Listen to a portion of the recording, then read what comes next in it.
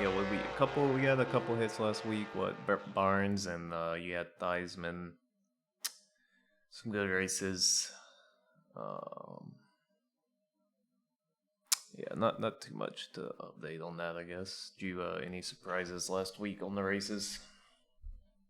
No, no, yeah, the Theismann was good. I thought that like 50 to 1 shot was gonna beat him or something, but yeah, I hit that turf pick three, so that was good. But haven't been really only been playing Saturday turf pick threes because with the CAWs are ridiculous, so I'm kind of like out. Is it just me or is like it's really hitting hard at this meet at Keeneland? Like, Yeah, I it's mean, been it's like been that a the last thing. like two meets. Yeah, it's been a thing for a The while, but Keeneland, yeah, I'm seeing some stuff that I do think Kentucky is the only state that'll like put some laws in place to or like that'll actually change shit. I think, but yeah, because I don't know. I mean, like horse racing is going to be dead, like broken if like I'm based like if if I'm not betting like I don't know. It's like the Breeders' Cup will be good, but other than that, like I'm not really interested in until something changes. yeah, if I mean, Kentucky some like turf clicked up. races and stuff I'll look, but Yeah, if Kentucky like put something on the books and kind of cleaned that up and became like a excuse me, like an old school gambling mecca for horse bettors again, that'd be dope. yeah, yeah, that's kind of what I'm hoping for. Yeah, so I know they do that all the that stupid 2 minute warning at is it Del Mar or Santa Anita? Yeah, yeah, yeah. I that's just like But it's also it's like I just don't believe it too. yeah, Like you well just don't that know. that as well, Like yeah. there's no transparency. Like the totes like from like 1920. So like you really have no idea what's going on, and it's like just the payouts are like are just terrible if you see it. It's like it's not a pair mutual game anymore, which makes it like what's what makes it the best. Yeah, Like exactly. it's you're playing a rigged game, like but, Yeah. but whatever. Whatever. We just gotta hope it gets a little better at some point, but Yeah, and just play the stuff which I that think like I think it has can. to. I mean I think we're kind of on the same page, but in my the way I see it is like even if they don't care how bad it gets, at the end of the day, it's going to hurt their pocketbook when so many regular bettors just quit playing regularly because, god damn, dude, like the things that blow my mind are how bad the exacta and daily double pulls are, especially at this Keeneland meet right now. Like, man, it's just brutal to see, you know, 8 out of 10 races on the card pay less than 10 to 1 on the exacta and double for every race. It's I don't know. That just blows my mind. Agree.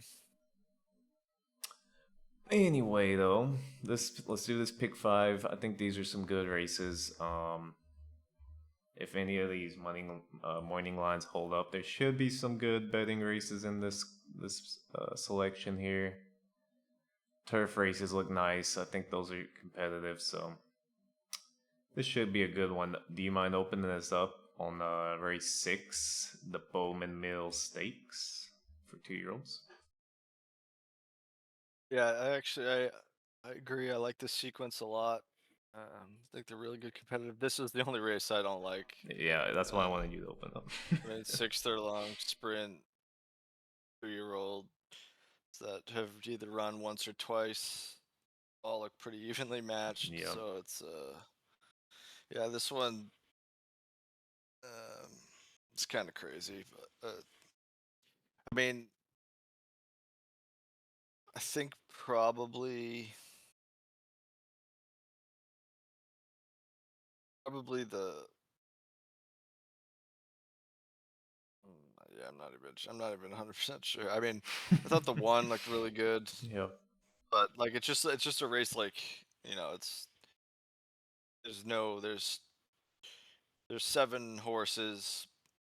I think the main contenders are the favorites. I can't really separate them, so it's like I'll never play this race. I mean, for the pick 5, maybe pick one in single. Um, but I think it's pretty difficult. I mean, I think the I'd go with either the 1 or the 5, the kind of the chalk. But I thought the 1 was the most impressive debut winner of the group at Keeneland. Was well bet. Wesley Ward, inside post, but the 5 for a barn that is not a very high percent. It's an average barn, but not a top notch barn.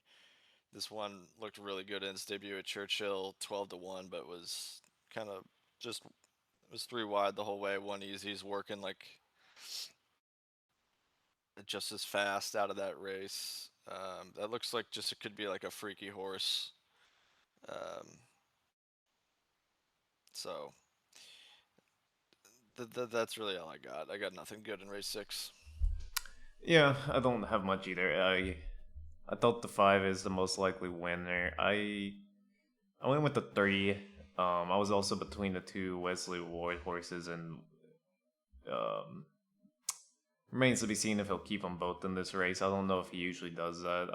I feel like he usually scratches the one that he thinks has the less chance, but we'll see if he keeps them both in. But I thought outfielder, the 3, 2 turf races, and then first on dirt and an allowance, no winners at 2.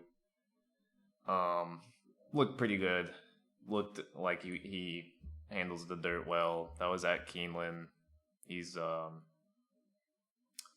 was a little wide in that and just ran on nicely compared to the competition. So I just thought it was something to get away from the 2 uh, obvious favorites. And like you said, probably just gonna pick that single and run it with the pick 5 and hope it gets through. But yeah, I couldn't draw a hard line between any of these. I guess the 5 did look like the best horse to beat here, but I couldn't tell you with the a real granular difference between any of these horses. So I guess Frankie Dettori getting on him worries me a little bit, but he seems to do all right with Wesley Ward horses so far. So yeah, I'll probably throw it out there with the 3. But yeah, 6 furlongs. God, that's a tough race to open with, but we'll see how it goes. Race 7, mile and the 8th. Optional claimer 125,000. No winners at 2 for Phillies 3-year-olds. I'll open up here. This looks like a pretty good race. I think you can go against the favorite, Paris Lily. The speed figures aren't really better than the competition here. I guess the pace is going to set up for it pretty nicely, but it's a mile and an 8th, and I think the other horses are going to stay close enough to make it competitive here. I just, on top, I had the 8, yes it is, Florent Giroux, Brad Cox. Second time dirt, won at a mile and an 8th on a good Churchill dirt track last time out, first time on dirt. Put up a speed figure that probably wins this race if she's able to get back to that. Worked out well at Churchill after the race.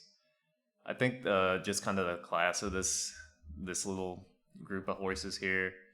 I guess the doubt is that's coming off an allowance for 1, and some of these other horses are a bit classier on the dirt. But I really didn't see a whole lot of crazy talent. Quick Kick, I mean, I'm sure she's a good horse, but she's just going to be way far back. And I don't know if there's going to be a whole lot of pace in this race. The 2, Narazori, Lasix first time. I was interested in. Interesting spot for this horse, but just a lot of Gulfstream Park races. I don't know how she's going to hold up on a mile and an eighth Keeneland track. Um, the two horses that came out of the 3 and the 4 coming out of that Parks Stakes, I thought were a little interesting as well. But they're both going to be coming off the pace, and like I said, I'm just not sure how much this really cooks up at the front at all. So I really like the 8 here. Yes, it is. Who'd you have? Yeah, yeah, I think the 8 um is the one to beat, but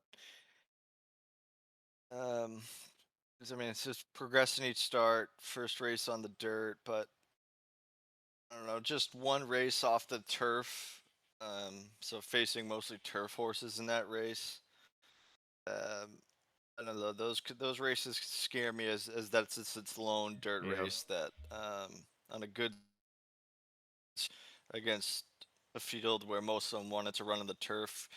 You don't really know the quality. Also, outside posts routing at Keeneland isn't great. A mile and an eighth is a lot better, but still can be kind of concerning. If you just get hung wide into the first turn, it's kind of tough. But I, I I do think this race is uh, yeah, it's pretty weak. The favorites, I definitely think the 8 would be the one, but I mean the other horses that you mentioned definitely have flaws. I agree. I think the 7 Conch Fried Rice was kind of my long shot in this race. Um, sprinted and routed in his first 2 starts on dirt, then kind of went back to turf, then got off the turf race and won by 7 um, against a weak field, small field, but had a little break, comes back on the turf, is well back on a soft course, kind of runs evenly, but behind a really slow pace, had no chance, but ran a strong light pace figure. So um, after, I mean, it won in the mud too, in the second in the start after the off the turf maiden win. So gets back to the fast dirt. I think this one just kind of took a little while to develop. Um, but I like the turf to dirt angle, and I just think it has upside. And I just don't feel like this field is really strong at all. So I'm gonna take a long shot, 15 to 1. I think the longest price on the board. So I just think kind of anything can happen in this race, and it's a bomb I can make a case for. So Okay, I like that angle. Yeah, turf to dirt for Michael Stidham. Good percentage. Gets John Velasquez here. I thought she looked good in that. I forget if I watched the muddy one or the off track one, but yeah, she looked good. I kind of doubted the speed figures in the class a little bit, but yeah, she's gonna be right there. Pace wise, she might have the first shot at the front runners. So that's a good pick. yeah, and that race last time I think kind of gives her the class. You know what I mean? That's Yeah. kind of what I like. She didn't run terrible in that race at all. I thought she actually ran pretty good, and that was kind of off a little bit of a break. So I think she's getting better. She's working really well at Keeneland. Um, so Yeah, that's true. 47 we'll and see. 3. That's a good workout. I like it. We'll move to the 8th race now. A mile on the turf, the Bryan Station Stakes, grade 3. Hit me with your pick if you don't mind. Let me know what you think about this one. This is a really good betting race. It's I don't love like any one one real horse in particular, but I do like a, I like a bomb in the one a little bit, Macero. I think there's a ton of contenders in this race, but this one, it's I think its best turf race was at Keeneland in the spring, going a mile, closed really strong in that race. I thought that was a really impressive win. Has been going longer since, um, but ran really well on soft course in a grade 3. two back, going a mile and an eighth, then going a mile and a 16th. I think this one just might be best going a little bit shorter, so it gets the mile, gets the good rail, and I just think it's good value at this at at that price, or if it's big double digits. There are a lot of horses stretching out in this race from 6 furlong sprints, so it'll be at least a decent pace. Is what I'm hoping, and just hopefully gets a dream trip on the rail. So um, yeah, that's my bomb play in this race. But the 2, 4, 9, 10, and 12, all I think have chances. I think the other horse that I like, um, it's like my second choice would be the 10. Uh, ran huge late pace figure in a grade 2 at Colonial. Is probably best in that race, I think. Just didn't had no chance with the pace. Um, and a mile and 5/16 on Kentucky Downs. I just can toss that race, no problem. But I think this one has talent, and again, a little bit reliant on the pace, but I think we'll get it in this race. So, um, yeah, the 1 at 20 to 1 and the 10 at 8 to 1 would be my two value plays in here, and I think a pretty wide open race. Yeah, yeah, I agree. It's should be a close one. I like that Macero, as far as the finishing horses in this race, gets the post draw, the inner post. That's nice. On top, I was looking at all those horses that are coming out of that 6.5 on Kentucky, good turf at Kentucky Downs, Grade 1. Um, I just kind of feel like one of those horses is probably going to win it. Like, I think you're going to see 3 or 4 of those horses um, kind of set the pace in this one, in probably 2 different little groups. And that second group is going to get the best run at those first couple ones that maybe set too fast of a pace coming off of that sprint at Kentucky Downs, where you can kind of hold that pace. But if you're going 22:46 at Keeneland at a mile, that's pretty good early pace. But I went on top. I had the 3 Antisocial coming out of that race. Kind of got set back in that race, bumped at the start a little bit, came inside, and then ran on well, kind of through traffic a little bit. Coming into the stretch, galloped out a little bit. So I thought Antisocial coming back at a mile now, where he's looked good. Had a couple really good just off the pace performances that I'm kind of looking for in this race. So gets Luis Saez back on. I like that. Has raced some of these other horses really close. Simulate, Giacosco. I like Simulate as well in this race, but yeah, I was just really looking at Antisocial, and I was liking what I was seeing. I thought as my second choice, and I do think this is a race, if you can get it down to a couple horses, 2 or 3 horses, it's worth it just because you're going to get some good prices. I thought Tenacious Leader, the 8, was really interesting too. Lost by a neck to Zulu Kingdom at a mile and 16th at Saratoga. Came back at Keeneland this month at a mile and 16th and won an allowance race pretty handily. Gets John Velasquez again here.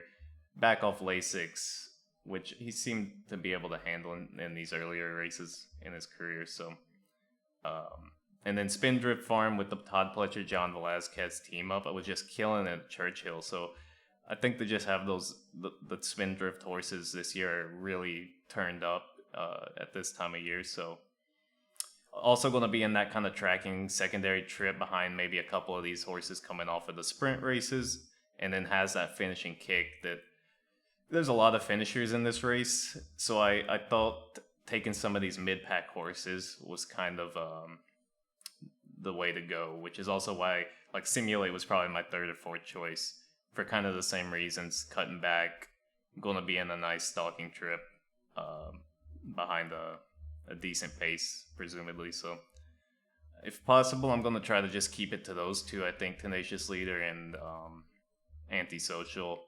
But yeah, you can make a good case for a lot of these horses.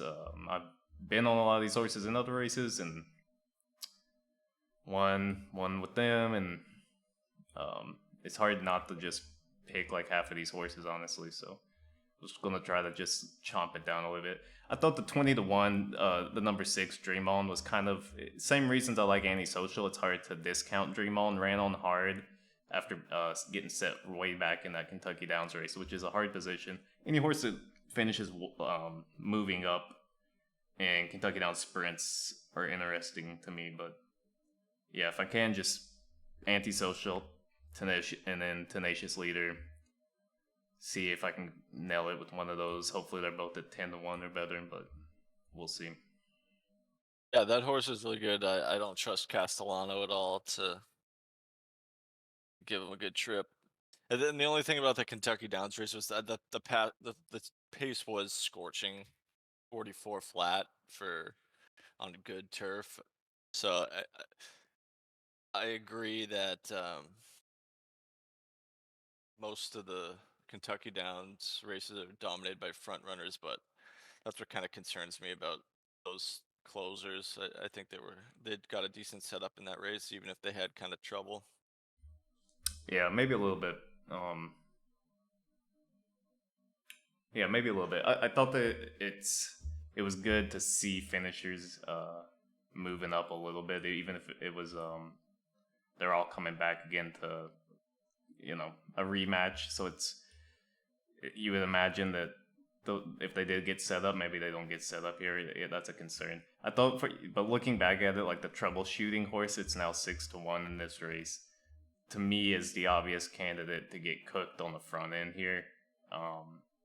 Just kind of the career sprinter of the bunch, and then you're getting better prices on the other horses in that race. Even you mentioned the 2 Golden Afternoon. I think that horse has a good shot for some of the same reasons. So that was kind of my angle here. All right, we'll look at the 9 race 9 mile on 8 Hagyard Fayette grade 3 for 3-year-olds. Crazy that wait for 3-year-olds and up. Sorry. We get Anna Marie coming back again and again. Dragoon Guard, Bracket Buster, some good 3-year-olds here. Couple good older horses as well. My top pick, I had the 10 Gosker on top, Brendan Walsh with Luis Saez. I liked a lot of these Luis Saez mounts this weekend. And I like him on the front end on the dirt race. Gosker, 3 grade 1s in a row, finished half a length behind Journalism twice. That last race at Parks was pretty wide.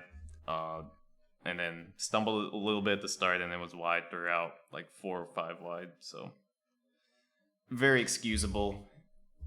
I think set to come back, and maybe if he's back to 100 speed figure or better, he's probably got this race. I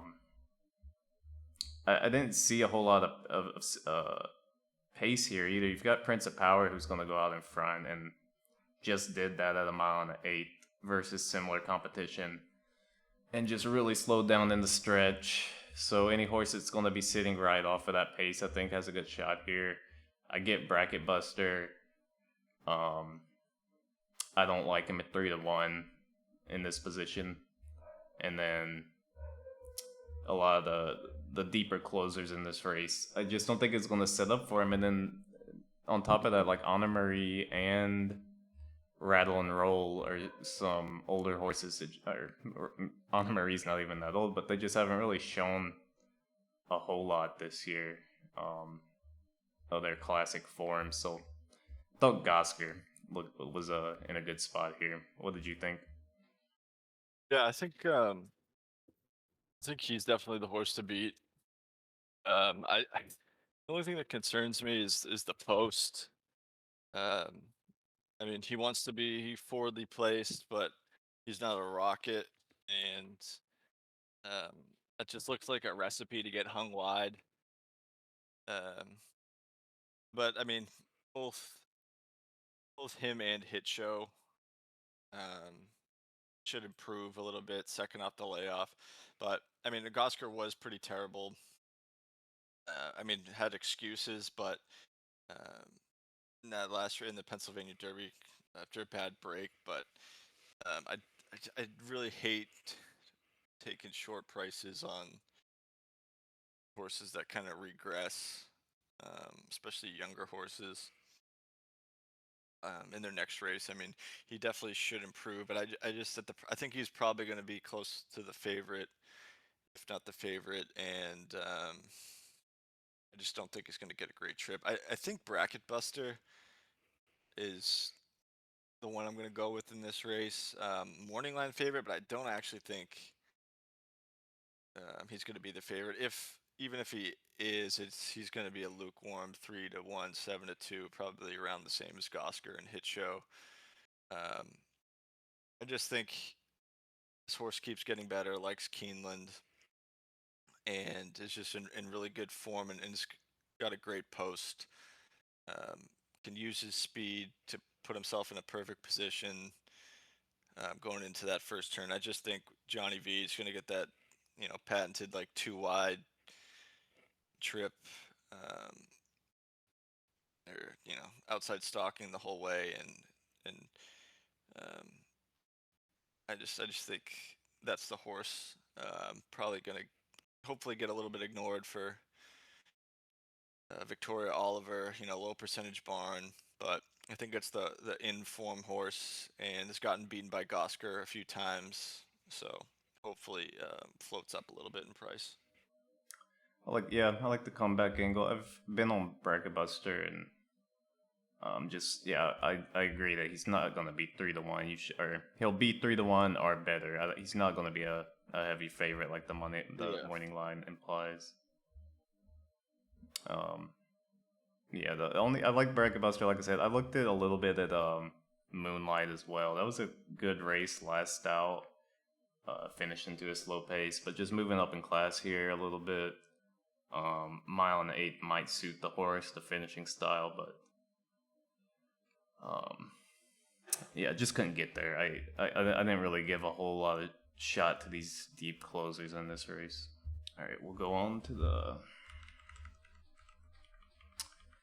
10, the cap here, mile and 8 on the turf, maiden 110. Do you mind opening this baby up? Mile and 8 turf maiden. Yeah. Yeah. Again, I think this is a good race. Pretty competitive. I could definitely make a case for a lot of horses. The landed on the price that I like the best is the 6 Triton, 10-1. Had Rosario on its debut at Saratoga. Got a good inside ground shaving trip, but pace was really slow and ran a really strong late pace figure in that race. So I thought that one showed some ability. That was back in August, so has every right to mature, take a step forward. Um, it was 525K, so it was well meant. Gets a rider upgrade to Saez, and yeah, I think that one's definitely live. I mean, I have you know 1, 3, 4, 7, and 12 as my other contenders, but I kind of um, yeah, but I mean, those are kind of the horses that I think that could win, and all are pretty big morning lines. So I think this is a good race for a price, but that's the one I like best. I'll mention the 7 too, just because that one's another bomb, 15-1 Royal Causeway. Another one that ran a big late pace figure in his debut on turf was Kentucky Downs. Um, kind of was started slow, was kind of green, but then finished with a flurry, made up good ground, going a mile on the turf, then got in the slop last race. Had a bad trip and still ran pretty decent kind of closing. Um, behind a pretty slow pace, so it has to definitely improve. But now it's 2 races under its belt, getting back to turf for the third time. I think that one might have a big shot at a big number. So um, yeah, those are the two prices I like. But I mean, the one definitely can win. Good inside post. The four, really well bred. Brandon Walsh, Tyler Gaffleone, good post. Um, I mentioned the 6 and 7. The three was another one. Let me see, what did I have on the three? That I mean, really hot pace last time and broke slow, but then kind of rushed it up into the pace. So give that one a little bit extra credit. Gets first time blinkers for Stidham, who's got a positive ROI this year with that move. So that's another price, 10-1 morning line. And yeah, so that's kind of what I got. Yeah, I think me and you saw this one pretty similarly. I also have 6 Triton as my top selection here. I like Luis Saez getting on board. Yeah, the slow pace that slowed down even more, and then they were all finishing, and Triton ran on hard, came inside out through traffic, just begging for room behind that slow pace. I think the rider upgrade helps. Yeah, I don't know if 10-1 holds. Hopefully, it's around there. I agree. This is also a good betting race because there are some good prices you can definitely make a case for as well. I looked a lot at the 7 Royal Causeway. I think he's live at least underneath. And then I was very close to putting the 30 Practical Joker in as my third selection. All the reasons you listed. I had it down really to I'm trying to keep it to a 2-horse selection. I think we'll see what the scratches end up putting me on and everything. But I like I like Triton, and then I liked Epic Horsepower, the 12. Triton and Epic Horsepower, if you look at the races they're coming out of, they're kind of key races. They're as far as comeback winners out of that race. Epic Horsepower, I think, is the horse to beat in this race, but the post isn't great. That's the main concern here. Full Effort came back and just won today at Keeneland handily, so I liked Epic Horsepower in that Kentucky Downs race. And he did a good job behind a slow pace. Made room. Was the clear third, coming off the pace a bit there. So those two were kind of the classier ones, I think.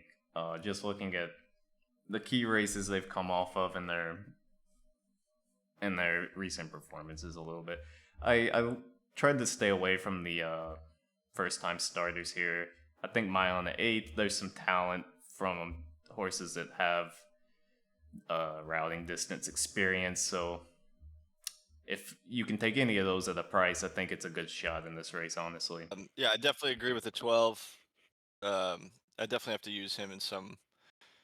Yeah, the more I look at it, the kind of that would be my other second horse. Like those other long shots, but in the 1 too. But it's kind of, you got to pick.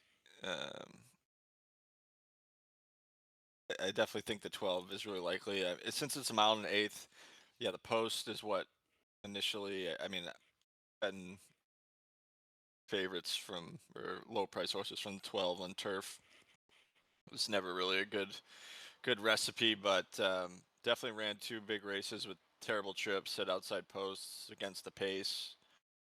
But this one, I mean, going a mile and an eighth, that's, you'll at least get a big run into the first turn, so it shouldn't be more than 2 wide. I kind of agree. Definitely the class, those two, and it'd be interesting to see how those other ones get bet. But I think